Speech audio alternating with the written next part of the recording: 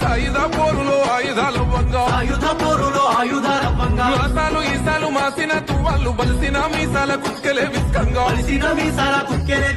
తుంకింది రాగాడ శివంగి కుప్పలందుకోని గుండెల ద్రంగా నడుం గట్టింది రా నాయలమ్మ తిరుగుబాటుకు తిలకమద్దంగా